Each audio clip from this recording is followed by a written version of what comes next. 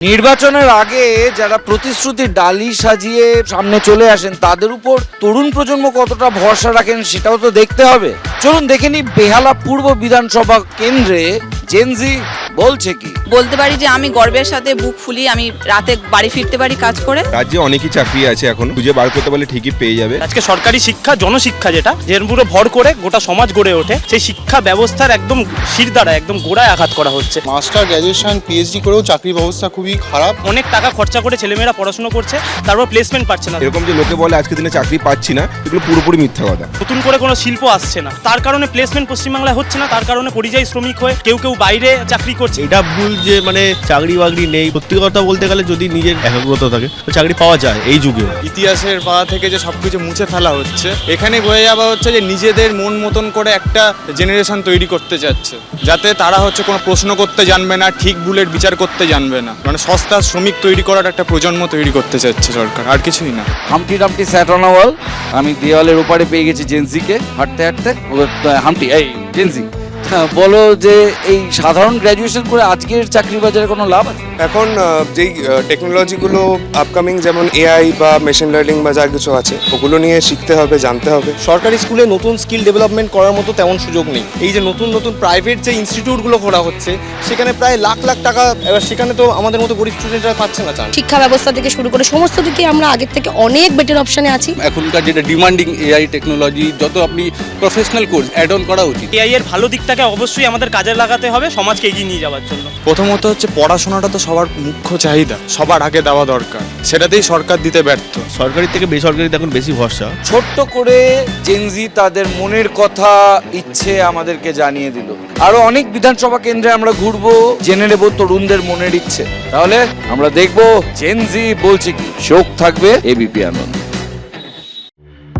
ভিড় জমেছে শিবিরে, শুধু সিঁড়ির খোঁজ নেই। লুকিয়ে রেখেছো আয়না, কিছু প্রশ্ন তো উঠবেই। ভাবছো ভাববে কিছু নতুন, শুধু ভাবের অবকাশে। ঘুণ পোকারা ডাকছে সমস্বরে, তাদের বৃথা হাহুতাশে। ইচ্ছে, স্বপ্ন, পরিশ্রম, মেধা, যোগ্যতা, এই সমস্ত কিছু দিয়ে একটা সুন্দর কোলাজ বানানো যায়। বেহালা পশ্চিমের জেনজিরা কি এই কোলাজ বানাতে পারবে? কি ভাবছে? ভাতা দিয়ে চাকরি সাবস্টিটিউট হয় না, অনুদানে আমাদের যুব সমাজের কিছুই হয় না। এটা দিয়ে মানুষকে ভুল বোঝানো হচ্ছে। 1,500 টাকায় সংসার চলে না এখনকার বাজারে। 3,000 টাকা দিয়ে চাকরির ইন্টারভিউ ফর্মটা ফিল আপ করতে পারবে। 1500 টাকার পিছনে অনেকে তো ছুটছে, কিন্তু আসলে তো আমাদের চাকরিটা দরকার। চাকরি তো নেই, পুরো যুব সমাজটাকে পঙ্গু করে দেওয়ার ব্যবস্থা। অবশ্যই যুবরা উপকৃত হবে। ভাতা ভিক্ষা দিয়ে সরকার চাইছে কোনোভাবে টিকে থাকতে। রাজ্য সরকারের এই প্রকল্পটাকে অবশ্যই সাধুবাদ জানাচ্ছি।